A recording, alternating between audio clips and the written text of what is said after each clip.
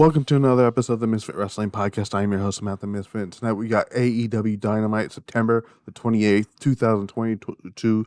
Two huge championship matches, a championship eliminator match, and we got many more stuff to talk about. If you like what you see here, please hit the subscribe button, comment down below, hit the bell notification, hit the like button, all that jazz. Follow the social media at Misfit Wrestle TV, all that jazz. And all that jazz. I got an announcement to make at the end of the show regarding which retro pay-per-view will be reviewed in November for the replacement of Crown Jewel. We will also talk about some other stuff for the week, including what's going to happen with the SmackDown review and all that jazz. Firstly, I want to give my thoughts or prayers to everyone out there in Florida being affected by Hurricane Ian.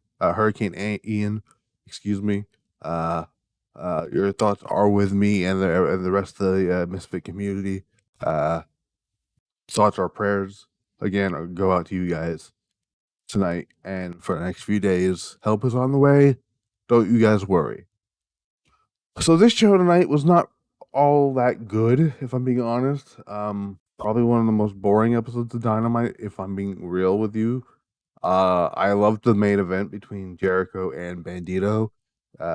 And the match with Juice Robinson and Moxley was all right. The match between Deeb and Toni Storm was kind of sloppy, if I'm being honest. I love Toni Storm and I love Serena Deeb, but I don't think mesh well together. One of the reasons I loved, well, I'll get to that whole thing later, but we're going to open up Dynamite. Dynamite, open up with a championship celebration match. Celebration promo, not match. What am I talking about? Jericho celebrating his huge win last week with winning the ROH Championship for the very first time. He was going down talking about basically running down his accolades and all that stuff. You got Luigi Primo out there, the pizza dude who got his ass whipped by what the fuck is his name? Ethan Page last week. Jericho. Jericho seems to do this a lot. Pineapple Pete was another thing that apparently Pineapple Pete was getting over, and he used him on an episode of Dynamite. So basically, what happened here? They were trying to get Daniel Garcia to get involved here. Daniel Garcia is not having it. He punches the ever-living shit out of Luigi, and Luigi is just dead at the ringside through this whole thing, which is fantastic. Ty Conti is over there eating a piece of pizza, which is funny, and you know, basically said he's had enough. He's had enough of this bullshit. Basically, he's throwing pizzas around and all that stuff. Bryan Danielson comes out, basically, procrastinates Jericho into getting into a tag match next week. So we're gonna have a tag match. It's gonna be Bryan Danielson and Daniel Garcia versus Matt Menard and Sammy Guevara and Chris Jericho. But that's next week. Then Bryan challenged Matt Menard to a match, and that's what started here. Matt Menard got somewhat of his ass whooped here. Jericho and people try to distract Bryan Danielson. Bryan Danielson hits the Psycho knee, and then the label lock, and wins for the win here. Later on, I believe somewhere near the match, Cesaro or Claudio comes out, who's not very happy at the moment because he lost his championship last week by nefarious means. That will happen. That rematch will happen eventually. And he chases them around the ring. And we are setting up for next week's tag match. Who knows what's going to happen there? What I think is going to happen, part of me thinks it's a setup for Garcia to turn on Danielson, but we can't keep doing that though, because if we're doing it we're doing it with Jamie Hayter, and I don't like it either. Next up, we got a video package with Juice Robinson and explaining his history with John Moxley. All right, for those of you who don't know, Moxley, when he left WWE in April of 2019, excuse me, his first match outside of WWE was at New Japan Pro Wrestling, at the Best of the Super Juniors 2026. I can't speak numbers tonight. And he faced Juice Robinson, and he beat him for the title. That was his first match outside of WWE in years, at least. And tonight they fought in a championship eliminator match. And I believe Moxley has lost twice to Juice Robinson, is what Excalibur said. Then we got MJF promo with Wheeler Yuta coming out first. He basically is talking shit to MJF. MJF out there comes talking shit, trashes Philadelphia, which I can tell you right now, if this happened in the late 90s in Philadelphia and ECW, that shit would not fly with him. He would be eaten alive by the Philadelphia crowd. So basically, what's happening here, we're setting up a match next week. It's going to be MJF versus Wheeler Yuta. That should be fun. Next up, and I just talked about this, we had the championship eliminator match. John Moxley, the AEW champion, defeated Juice Robinson in an alright match. It's not their best match. I enjoyed their first match against each other when Moxley beat him for the U.S. title. But who knows? I mean, Juice Robinson kind of said something on earlier today about him not having any ties with New Japan.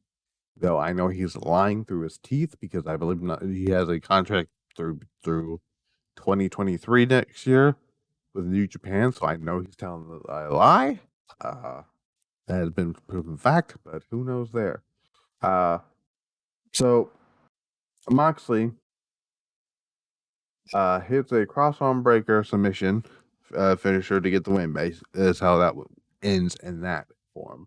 After the match, Hangman Adam Page comes out of the ring and goes face to face with the AEW champion, because I believe they said October the 7th. It's going to be John Moxley versus Hangman Page for the AEW World Championship. This will be Hangman Page's championship rematch since losing the title to CM Punk at Double or Nothing back in May. And before they getting ready to start the fight, MJF starts talking, tries to get their attention. People think he thinks people are cheering for him, and Wheeler Yuta comes up from behind, which is a fantastic shot. A new meme material was made tonight, and beats the ever living shit out of him in the skybox, which is great. Then we got Saraya. I said it again. I said it. I mispronounced her name multiple times last week. Saraya comes out to her first in-ring promo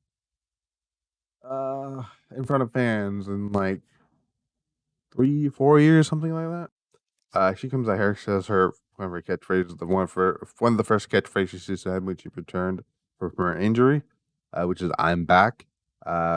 Basically what happened here, this was basically like the AEW's attempt at the WWE Women's Revolution promo segment that happened in 2015 when WWE brought up Sasha Banks, Charlotte, and Becky Lynch, and which basically somewhat changed how WWE perceived women's wrestling on the main roster. They get Saraya gets a "This is your house" chant, which is, I think it's trademarked by WWE. I don't know. And she didn't really say, confirm. She didn't really say she was cleared or anything like that. So I'm assuming we're getting Paige is gonna help take. I'm hoping she's here to fix the women's division. I mean, the promo was, I got her message, but it didn't come across very well to me. She calls out the baby faces, which is, I believe she called out Willow Nightingale, some other names I didn't really look at very much, but she called out the AEW Women's Champion. In my mind, she's still Women's Champion, Toni Storm, and interrupted by Britt Baker, which didn't help at all, because Britt Baker, I just can't stand her. I popped for the shit breaker comment from Saraya. See, I did it again because her name does rhyme with shit. Athena was out there. That's right. Athena Baker says she respects Storm, but Athena broke her nose to write her out. Okay, whatever. So then we got a match, which we got the women's championship match. Thunder Rosa, not Thunder Rosa. Then we had an AEW Women's Championship match. Toni Storm defeated Serena Deeb with a top rope. Storm. What the fuck is she call it? Not Stormbreaker. Storm Zero. She hit Storm Zero from the top rope for the win, or the second rope, excuse me, for the win. It was also a lumberjack match. Like the lumberjacks at the rings outside just beat the shit out of each other. I do think it's funny though that Jamie Hayter is still more over than Britt Baker, even in her home state, even in Britt's home state of Pennsylvania, which I thought was funny. Because I just thought it was funny. I didn't really care for this match, if I'm being honest. I don't think Serena Deeb and Toni Storm mix well together. Just because they're both great, just because you have two great wrestlers, does not mean they're gonna mix well together. Like let me find a great example. So, I'm trying to think of a great example of this. So, what's the word I'm looking for? So, all right. So Rhea Ripley and Bianca Belair are two great wrestlers. I think Bianca Belair is a great wrestler. I think Rhea Ripley's phenomenal. Their match at Takeover, what was it? What Takeover was that when that happened? Was it Cleveland? No, it was not Cleveland. Portland. Takeover Portland for the NXT Women's title was not very good. If I'm being honest, it was not very good. It was boring, kind of.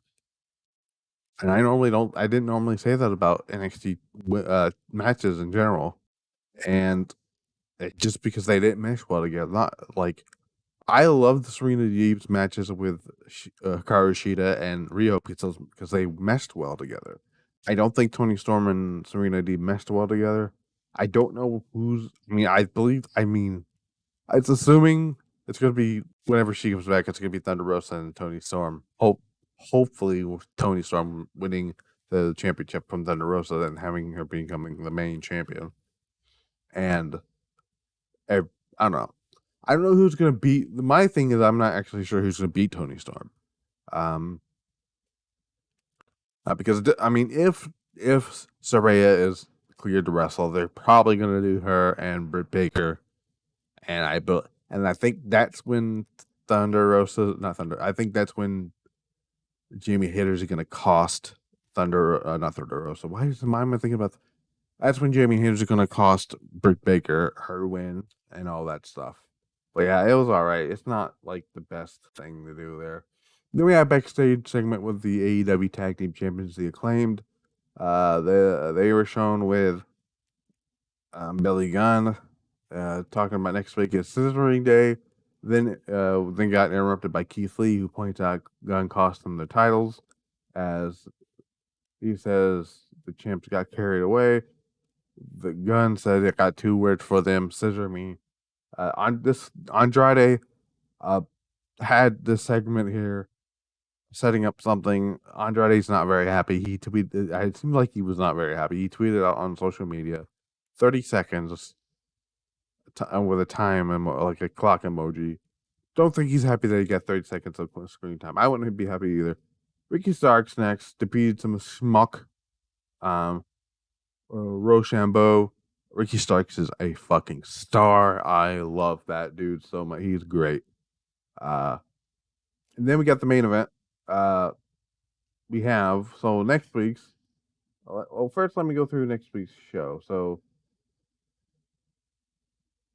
next week we have. Actually, I'll do that after I read the main event.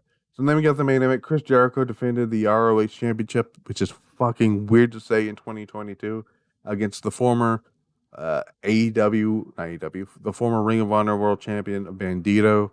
This was actually my favorite match of the night. This was great. Jericho is in the best shape of his career. He's doing some good stuff in his era of his career. I still don't think Jericho should be the world champion, but it does look like you're heading down the road of Jericho and Daniel Garcia, title for title. Which is, if that's the plan, I hope that's the plan. Otherwise, taking the title off of Gresham, then to put it on Claudio, just to take it off of Claudio to put it on Jericho, just for some other dude to beat Jericho would have been dumb. This was a great match, fantastic stuff.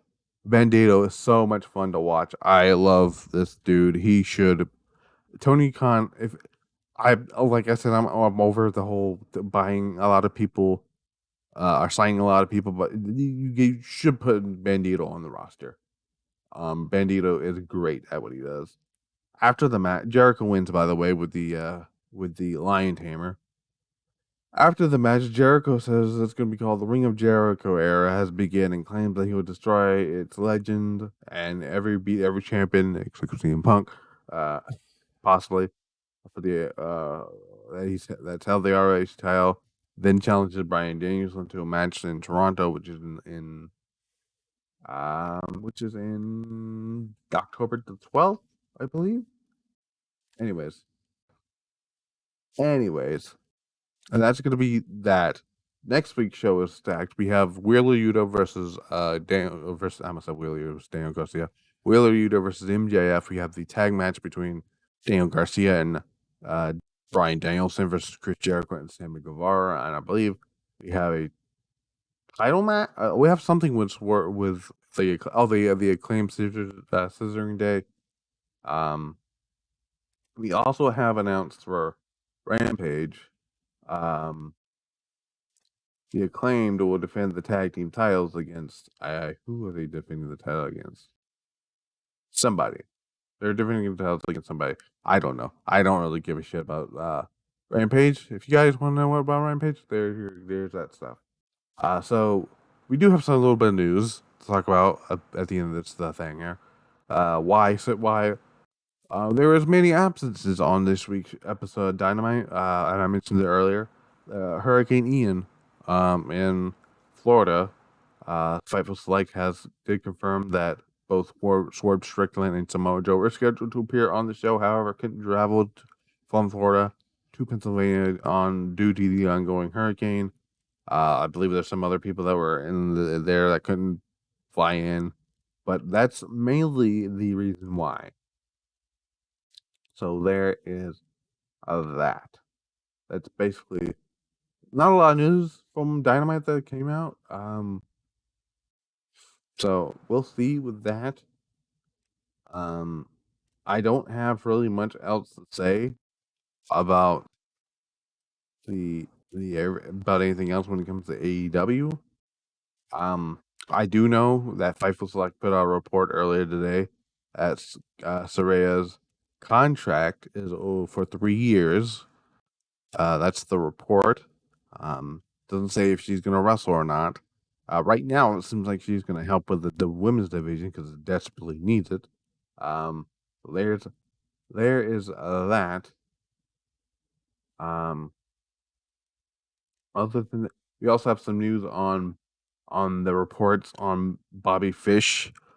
I'm going to talk about this now. Bobby Fish, reportedly, according to a report, I don't know who put this report out, tried to get Adam Cole and Kyle O'Reilly to ask for their releases to rejoin WWE, which apparently is not true.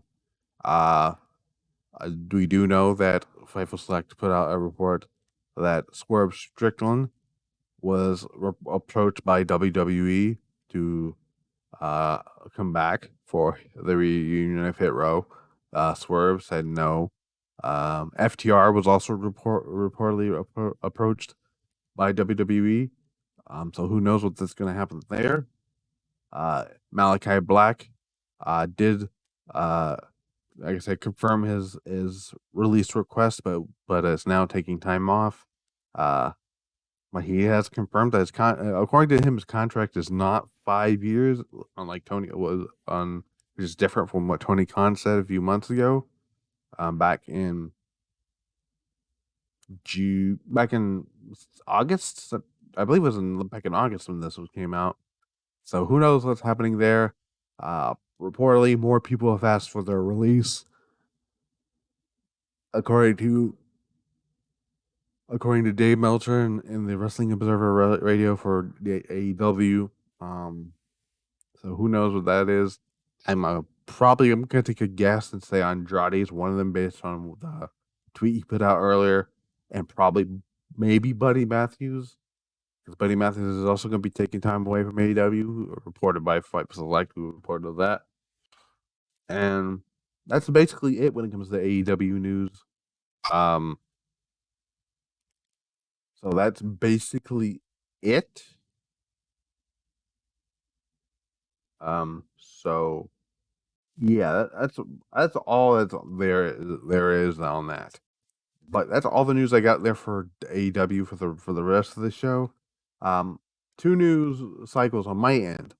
So Friday, before all right, so I announced on Twitter sometime yesterday morning or earlier this morning the show that's going to be reviewed over the Saudi show in November, and I didn't pick this. So what I did was, instead of so it was a 3-way tie, and I put the 3 pay-per-views in a randomizer, a name picker, and the name picker randomly picked, if I can find it, WCW World War III 1996. So that show will be reviewed. I'll have all the time in the world to work on it. I have all of October to work on it and watch the show. The 3-man, 60-man battle royal, which was won by the Giant, aka Paul White, and some other great matches are on the show, like Ultimo Dragon versus Rey Mysterio for the Triple Crown J Crown champion, Triple J Crown. One of the New Japan titles that Ultimo Dragon had at the time. And I believe there's a Cruiserweight Championship match on that show as well. So we'll talk about that on whenever we get to that. Another thing I did point out earlier today. So Hurricane Ian, where I live, because I live in the Carolinas, we're gonna get the last bit of the storm. Which can be, when it gets here, it's gonna be hopefully just a tropical storm. And so supposedly, and this is what I put out here. If I can find my tweet, give me a second. So the plan. I'll find it. Okay, so I put out the tweet. SmackDown Rue is still happening on Friday, depending on what happens with Hurricane Ian. As long as my state of South Carolina will be getting what's left of the storm sometime Friday. So I'll let you guys know. So follow my social media on that, the Twitter, just to see what's going to happen there. I'm hoping I'm going to be able to do the show on Friday, because I want to see what's next with the whole QR code thing with the White Rabbit, which was officially acknowledged on air for the first time ever on the bump today by Matt Camp. So it's canon now. WWE will eventually, commentators and stuff will eventually start talking about it, because it's now WWE have actually started talking about it now. So it's a thing. It's Bray Wyatt. I'm hoping to God it's going to be Bray Wyatt.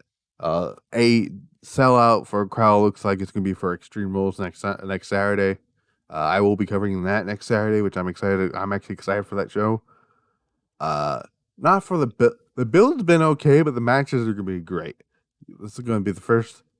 This show is actually going to have stipulation matches. You got a strap match, ladder match, Extreme Rules match, a fight pit. Well, technically it's a cage match, but it's a fight pit match. And there was another match that was announced that I can't fucking remember the life of it. Anyway, so that's what's happening this week. Hopefully, with the not the Rampage, but the SmackDown review. We got the WCW World War III review coming in November, which I'm excited for.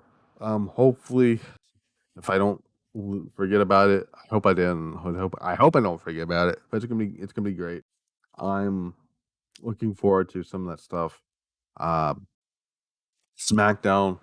Not a lot of things. Not a lot of things we know for SmackDown's happening, other than